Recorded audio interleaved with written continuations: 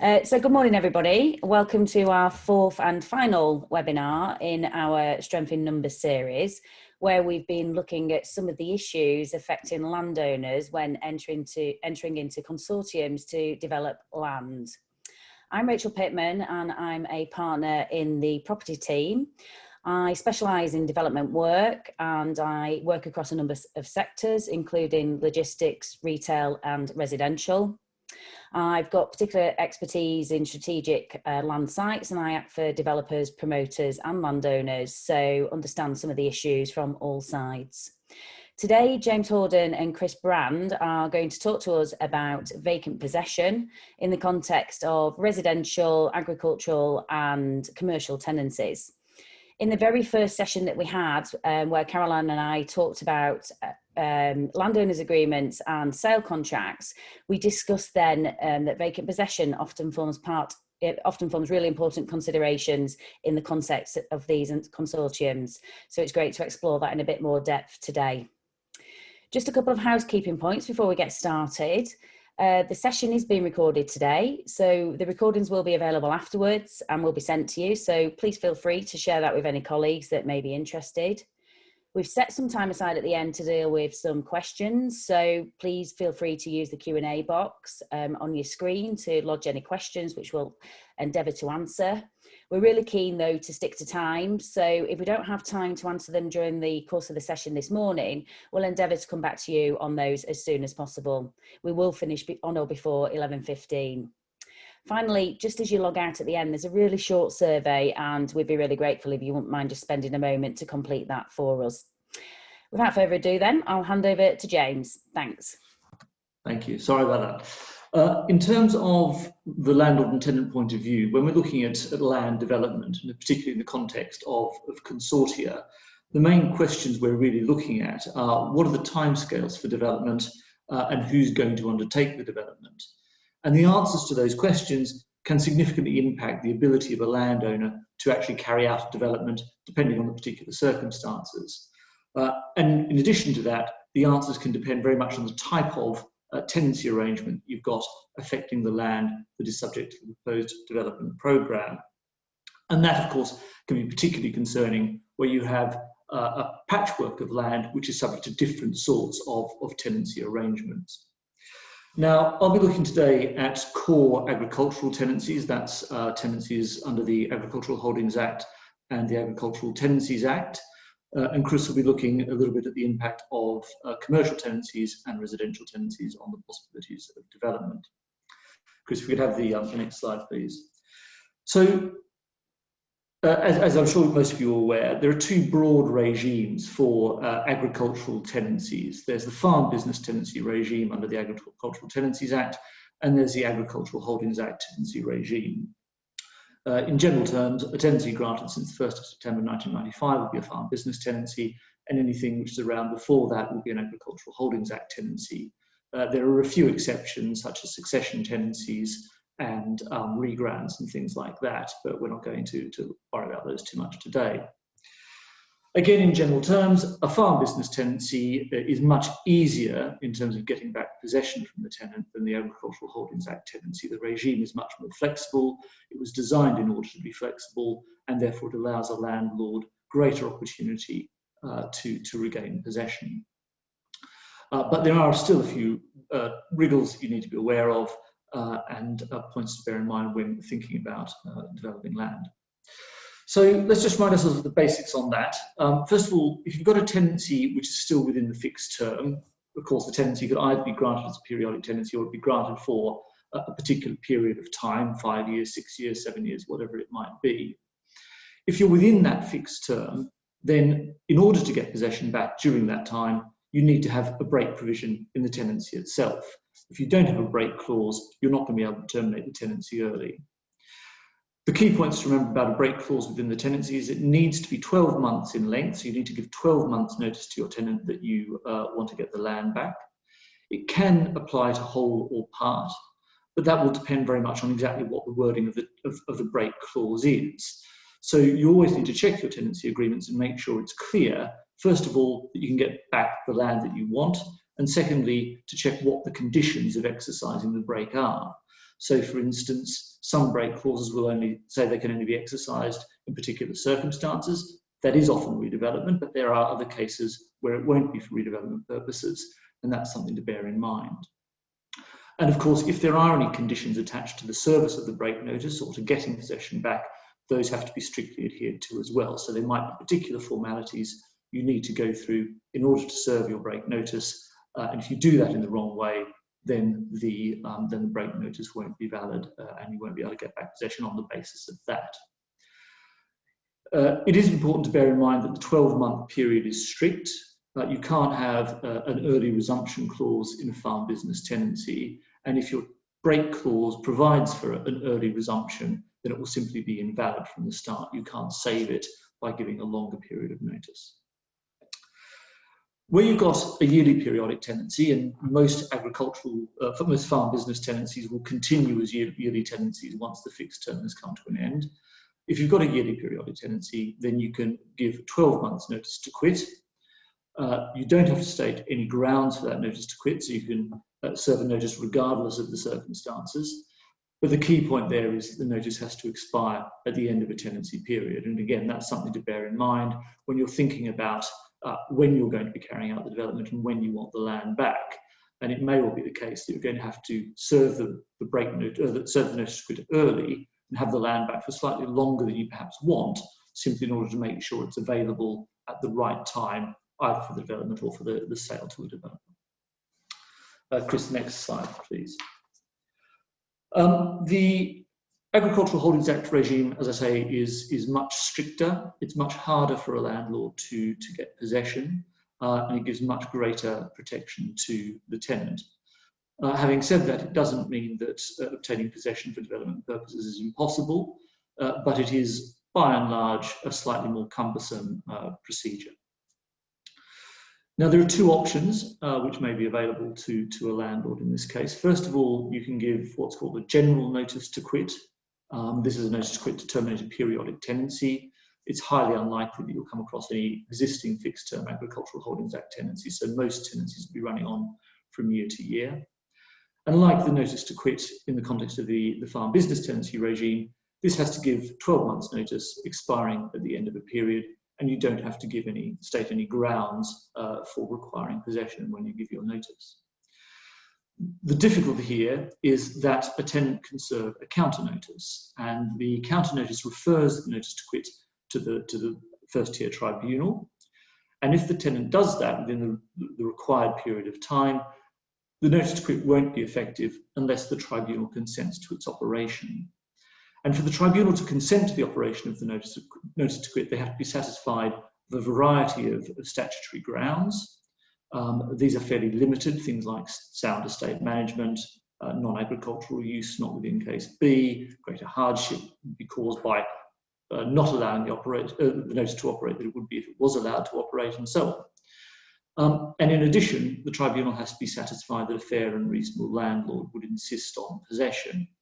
And of course, as I'm sure many of you know, as a general rule, the tribunal is incredibly friendly, and they rarely, if ever, take the view that a fair and reasonable landlord would insist on possession. And therefore, if you've served a general notice to quit and the tenant serves his counter notice within the requisite period, which is 1 month, then relying on the general notice to quit is going to be fairly hard, to say the least. And it's generally regarded as not a particularly effective way of getting possession back. Of course, if the tenant fails to serve his counter notice, then that means the tenant loses the additional protection provided by the Act, and the landlord will be able to get possession back. But that is, in all fairness, fairly rare.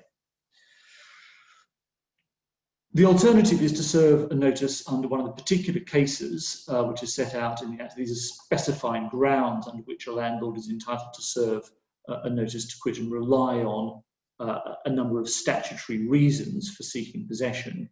Although the Act is aimed to give tenants quite a lot of protection, it isn't intended to prevent the landlord getting back possession completely.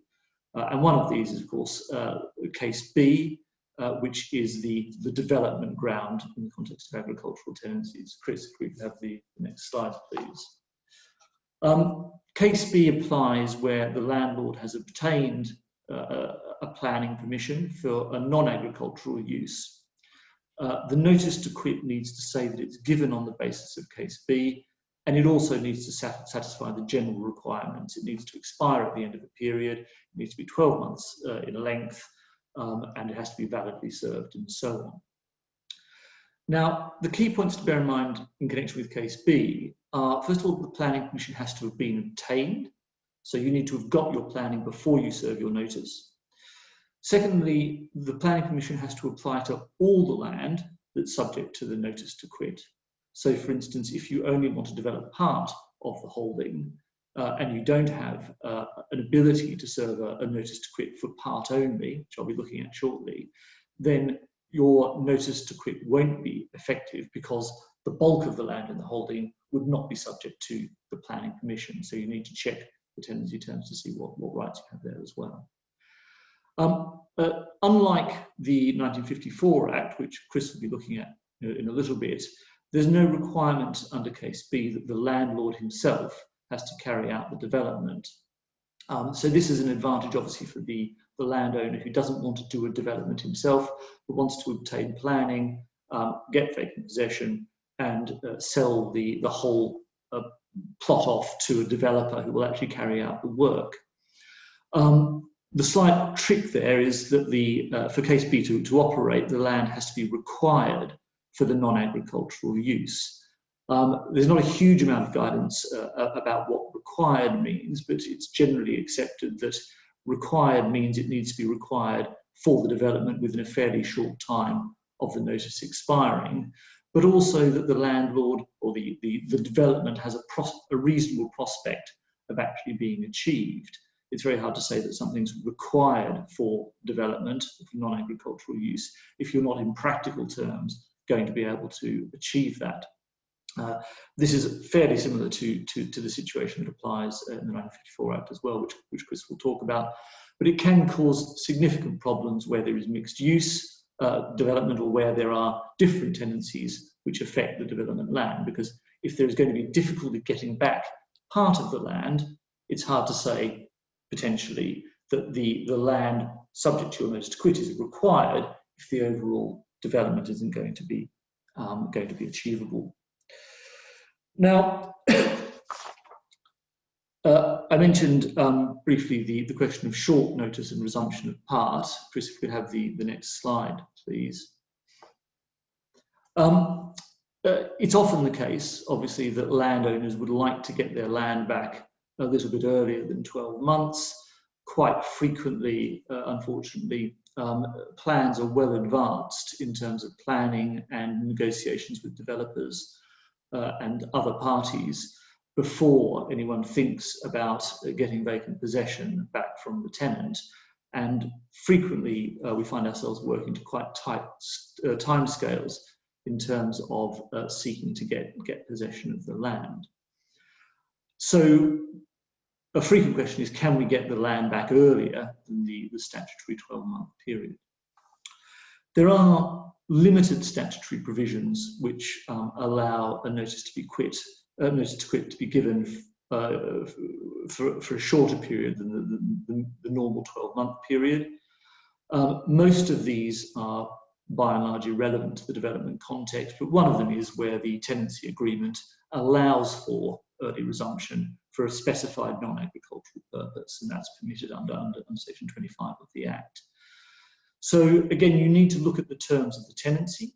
You need to see what it says about early resumption, if it says anything. If it does say something, you need to make sure that the plan you have in mind, the program of work you have in mind, or the proposal that you have in mind, actually falls within the scope of the early resumption clause. And it's surprisingly frequent that it doesn't actually, because either of some obscure wording that you're dealing with that was drafted in 1970 or possibly earlier, or simply because the current situation wasn't envisaged by the draftsman at the time. The other thing to bear in mind about early resumption clauses is that they need to allow sufficient notice for tenants to serve their notices claiming compensation, which broadly means that they need to be more than a month in length. And again, just like with early resumption clauses in the FBT context, if the clause in the tenancy doesn't allow sufficient notice, say because it allows the landlord in theory to serve a notice to get back possession on 2 weeks' notice, then the clause is simply valid from the start. It can't be saved by giving a longer period of notice. So again, it's a question of checking the terms of the tenancy and making sure that that it suits the purposes that you need. I mentioned the question of resumption of part, and of course this is very common in the context of land consortium development, because it's fairly rare that you want to develop the whole of the land subject to an agricultural holding, and it may well be that you're developing parts in conjunction with your neighbours who have similar tendencies affecting their land. So you're only looking to get back a small portion of the overall farmland. And again, this is often a slight problem. You can serve a notice to resume part of the land only if certain conditions are met. It's not something you can do at common law, except in very limited circumstances. So the Act allows you to serve a notice to quit part of the land in a very limited number of circumstances. Most of those are pretty much irrelevant to the development context, though occasionally you can use them if you need to, say, construct a road on the land.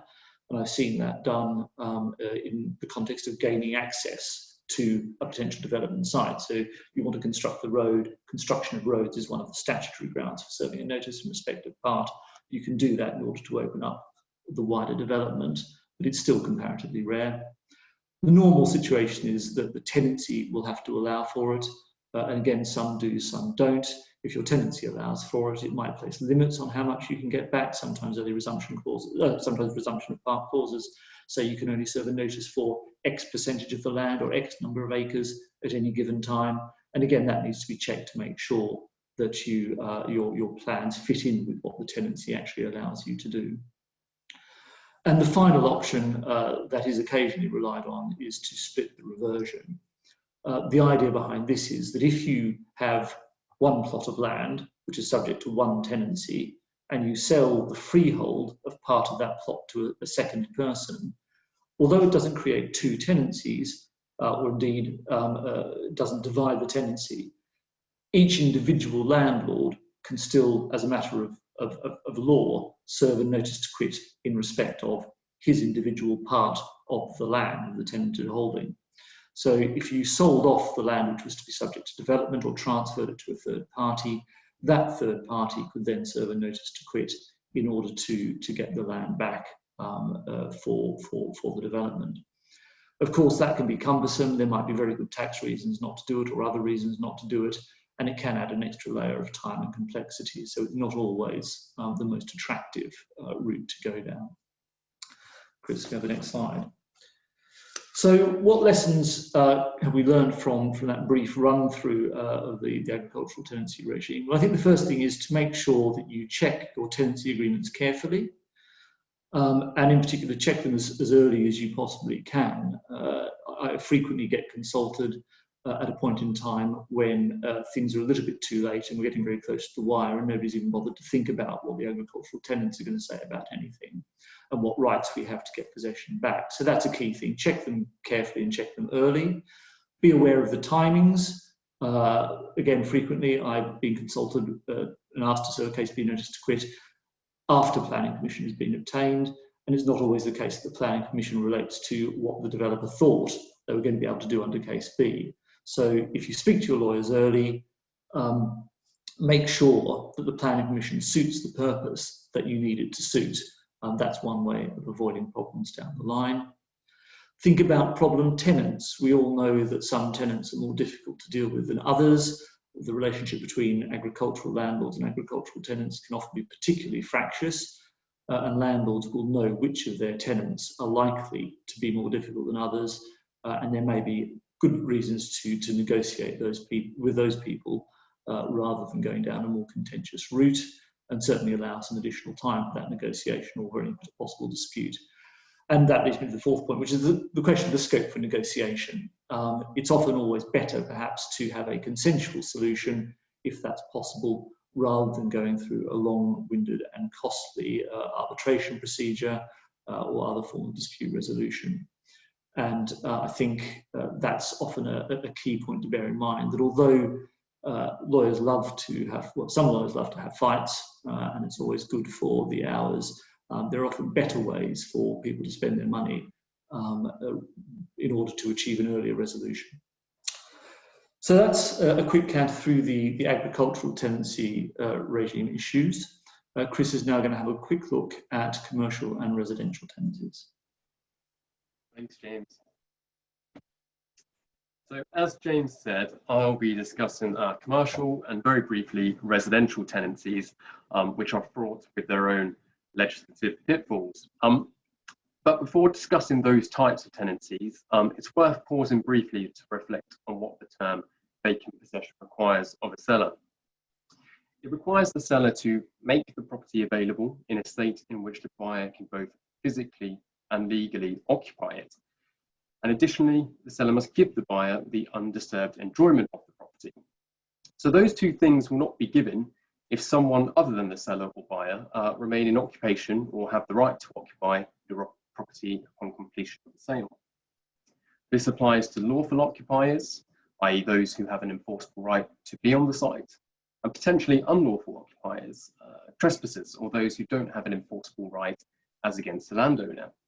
So, as we've seen with agricultural tenancies, this presents a number of challenges for the landowner. But again, there's further obstacles when one considers subtenancies. So in my illustration on the slide, you can see the landowner may have granted direct tenancies to a number of different parties, here an AHA tenant, a commercial tenant, and a residential tenant. But as you can see, the AHA tenant may have himself granted subtenancies.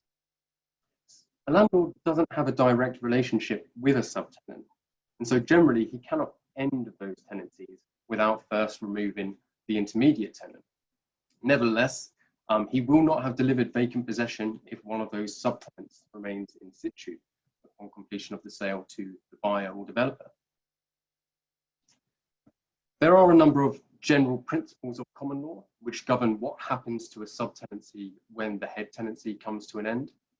Those principles are summarised briefly on the slide. So you can see, assuming James's notice to quit, the AHA or the FBT is valid and takes effect, any subtenancy would, as a matter of general principle, simultaneously end when the intermediate tenancy comes to an end. If the subtenant remains in occupation, notwithstanding that, then the landowner is free to bring court action to remove him.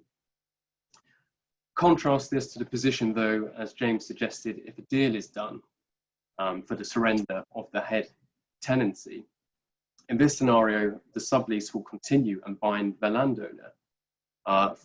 From the date the surrender takes effect, the landowner will step into the shoes of whoever was the landlord, and at that point, he will then have to integrate whatever process might be necessary to end the subtenancy. Fortunately, it's not quite as simple as that, because there are a number of statutory exceptions to those general principles, and that brings us on to the commercial and residential tenancy regimes. So very simply, if the subtenant enjoys some form of security of tenure under either the commercial business tenancy regime or one of the residential tenancy regimes, then generally the subtenancy will continue and will bind the landowner no matter how the head tenancy was ended. So if you have one of these protected subtenants, then James's notice to quit will not have ended these subtenancies and the landowner will be lumped with them.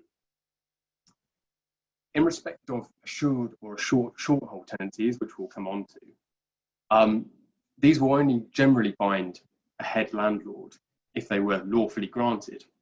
This means if the subletting was made in breach of the alienation clauses in the tenant's lease, and the tenant didn't actually have permission to grant that sublease, then generally that subletting will not bind the landowner.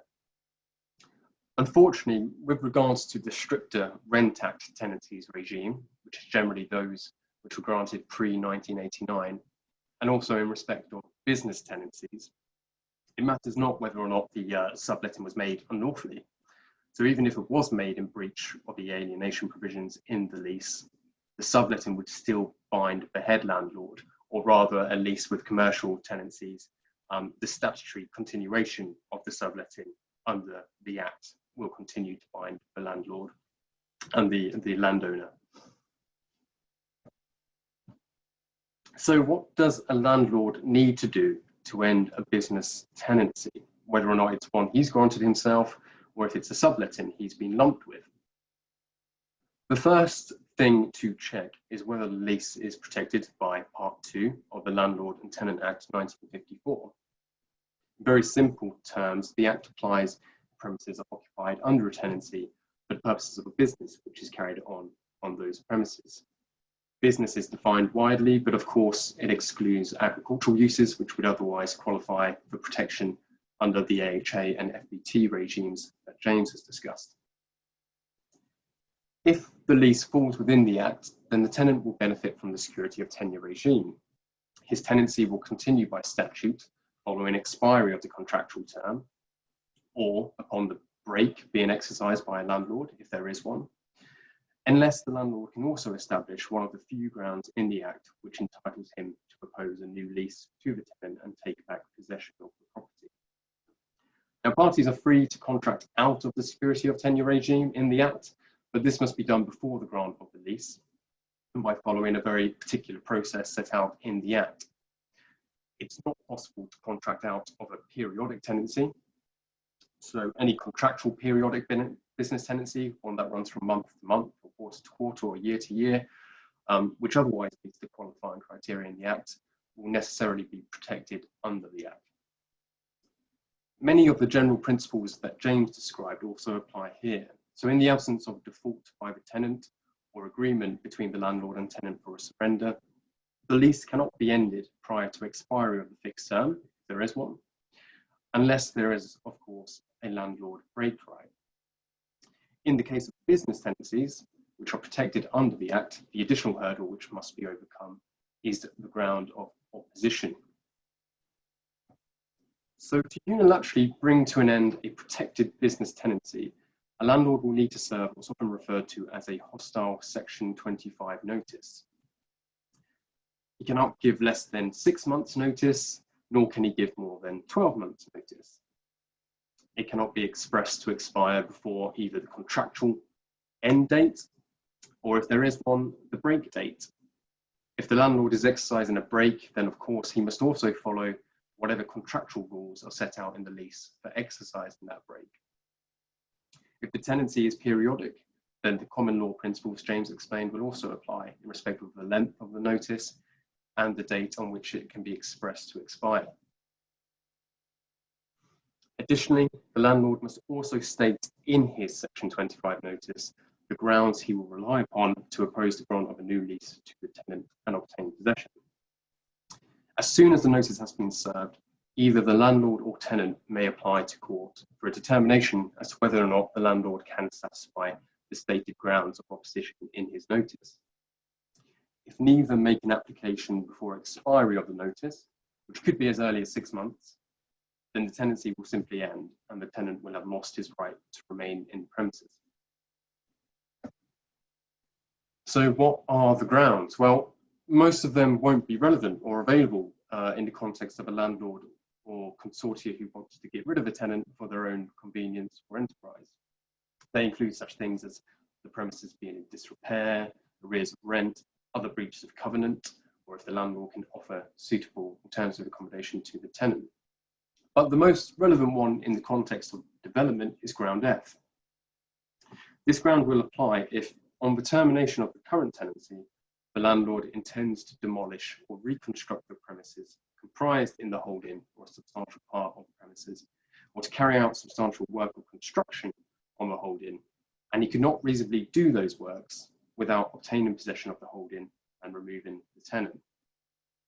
The prerequisite, therefore, is that the works must be sufficiently extensive that they cannot be done without removing the tenant from the premises altogether. Of course, raising a building down to its foundations would generally suffice, but internal or non-structural redevelopment might not necessarily qualify under ground F. When considering whether the works qualify under Ground F, it is necessary to identify each item of the work the landlord intends to carry out and to look at the works in their entirety. What can often be overlooked is that a tenant can easily defeat a Ground F claim by offering to take a lease which includes terms which enable the landlord to, in any event, come into the premises and do the works. So it's very important to consider from the outset what sort of redevelopment is needed and whether or not that's going to qualify under the Act.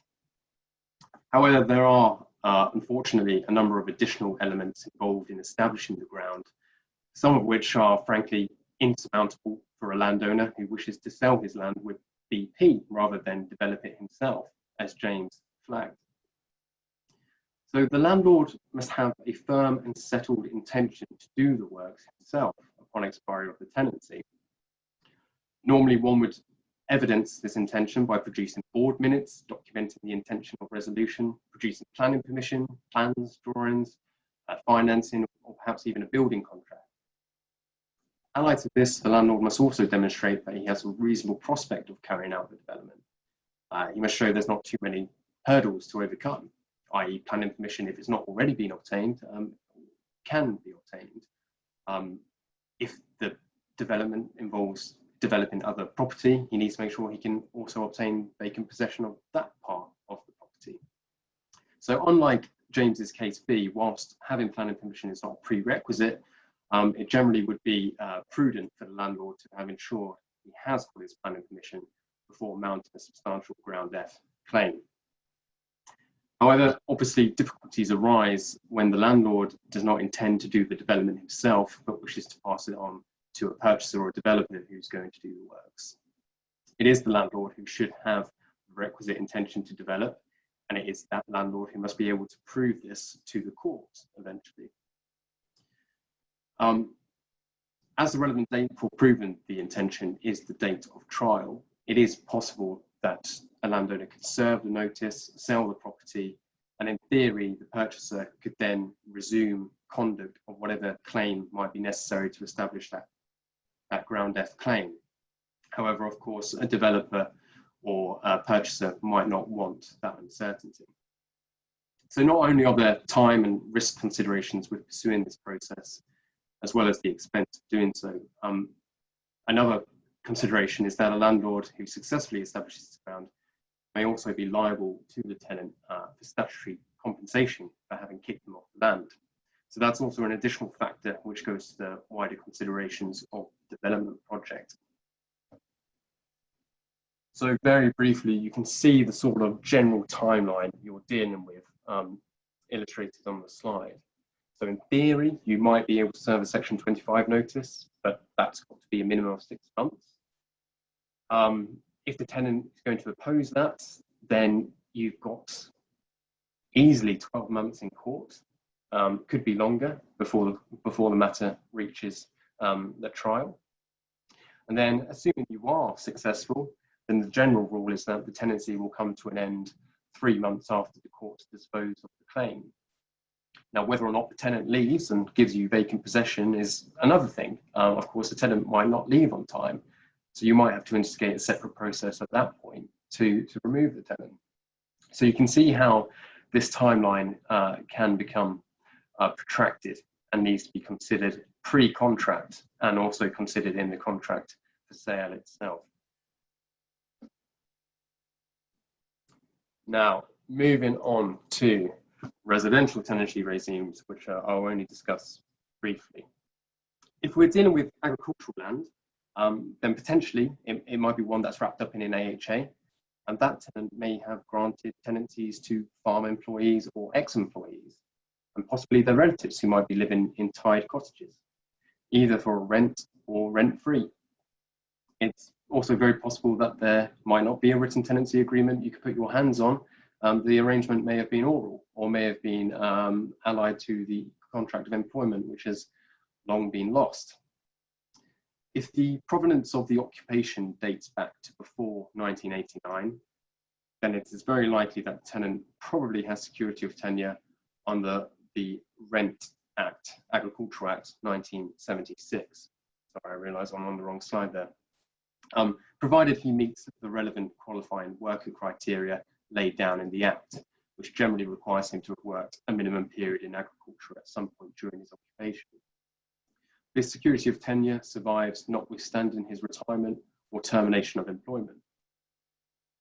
If you're not dealing with a farm worker, but a tenancy which similarly dates back to before 1989, then it is very possible that the tenant has security of tenure under the similar regime in the Rent Act 1977.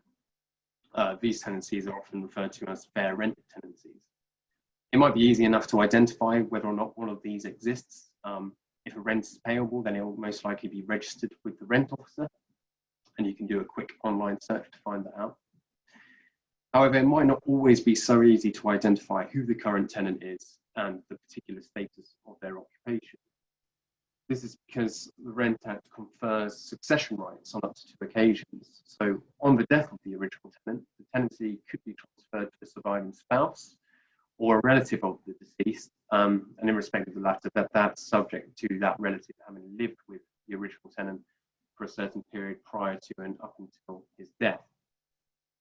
The Rent Agriculture Act confers similar succession rights, though only up to 1 occasion. So any non-spousal relative claiming a tenancy like succession will actually be demoted to an assured tenancy, which we'll come on to. Unfortunately or fortunately, depending on your perspective, it is very difficult to get rid of a tenant who benefits from protection under either of these acts. In theory, in respect of a Rent Ag Act tenant, the landlord may apply to the local authority to rehome the tenant in council housing, though this is very unlikely to be available to consortia who wish to sell the land for development. The process is only available if the landlord requires the cottage back to actually house an employed agricultural person. Otherwise, the grounds for applying to court for possession are limited in respect of both those Rent Act regimes. So the grounds available include such things as being able to provide the tenant with alternative accommodation, defaults by the tenant under the tenancy arrangement, or if the dwelling is actually required for the landlord's own family purposes and things like that. But fundamentally, there is no development ground. So it's very unlikely that if there are tied cottages which benefit from these regimes, the landowner or developer will simply have to try and do a deal for the surrender of the tenancy, rather than instigating some sort of unilateral action to remove him. So that's that regime. A separate regime is the Housing Act 1988. So for tenancies post-January 1989, the regime which will most likely apply is that of the assured tenancies or assured short-hold tenancies.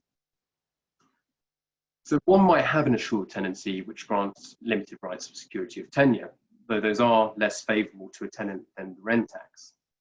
There are limited ways in which one of those tenancies can be brought to an end. Generally, once the fixed term ends, the tenancy will continue by statute. A landlord will need to establish one of the few grounds in the Act to obtain possession. But unlike the Rent Tax, Ground 6 entitles a landlord to obtain possession if he intends to demolish or reconstruct the premises, a ground which wording mirrors that of the Ground F in relation to business tenancies. In terms of practically giving that notice, well, the Act requires you to give a minimum of 2 months' notice, though that has been temporarily extended due to coronavirus. But of course, the landlord also needs to comply with whatever common law or contractual rules might also govern the notice to quit. If the tenant has not left by the expiry of this notice, then the landlord needs to apply to court and establish the ground.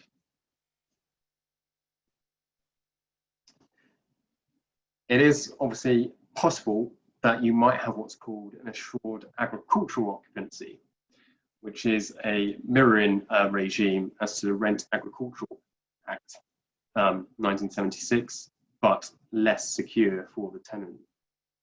So this will apply if the same qualifying work condition is met, but if the tenancy in question was granted at some point post 1989. Although it does bear lots of similarities to the Rent Ag Act, with the exception of one ground, the usual assured tenancy grounds for possession apply. So, for example, the 2-month development ground would apply in relation to one of these occupancies. The most ideal situation for a landowner or consortia, though, is if the tenants simply occupy under an assured short-hold tenancy, which is a slightly unfortunate term because it doesn't really give the tenant any assured status. So a true AST, which will generally be one granted after 1997, although it could be granted earlier, can be terminated after the fixed term or upon the break date, simply at the landlord's convenience. This is the Section 21 or no fault procedure. So provided your fixed term or break date has been exercised, you can serve a Section 21 notice, which ordinarily requires you to give 2 months notice, though again, that's been temporarily extended due to coronavirus. And if the tenant's not left by then you can instigate the court process to obtain possession. Unlike many of the other grounds in respect of different tenancies, the court simply has no discretion not to give you a possession order. So provided you've done everything correctly, the court will grant you that order. There are pitfalls with Section 21. Various tedious matters need to have been dealt with before you can give a Section 21 notice, which includes such things as having given an EPC to the tenant and having given gas safety certificates, protecting any deposit which may have been collected.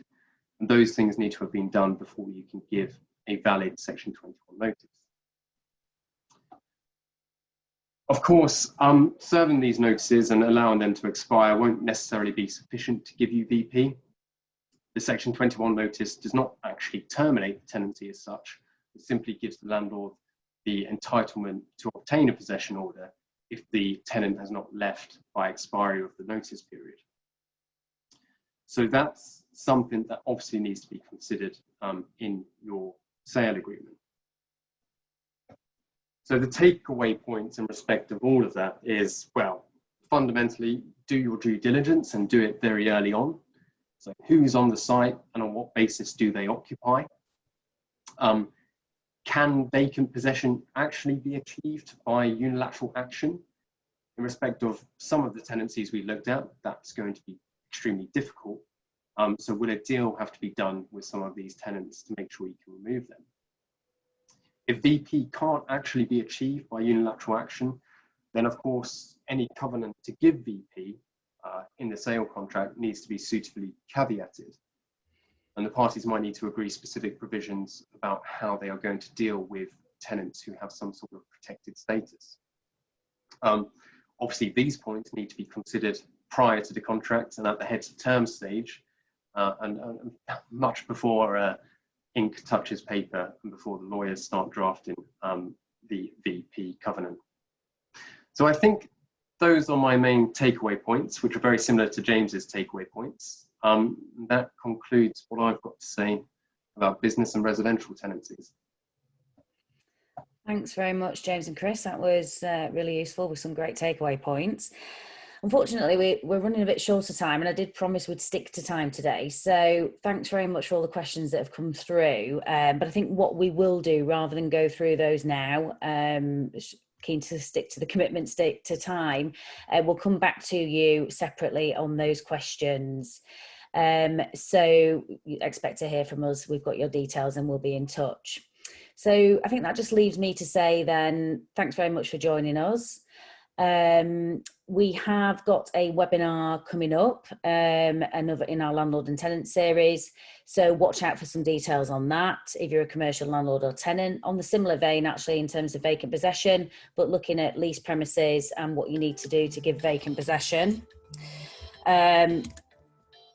Sorry, that's time up. And if you did miss any of our earlier sessions, they are all now available on our website. So please feel free to access those on our website. Needless to say, if you have any questions whatsoever, then don't hesitate to get in touch with any of us. Our details are on the slides and we'd be delighted to hear from you. So thanks very much for joining us and hope you all have a great day and hopefully see you soon. Thank you.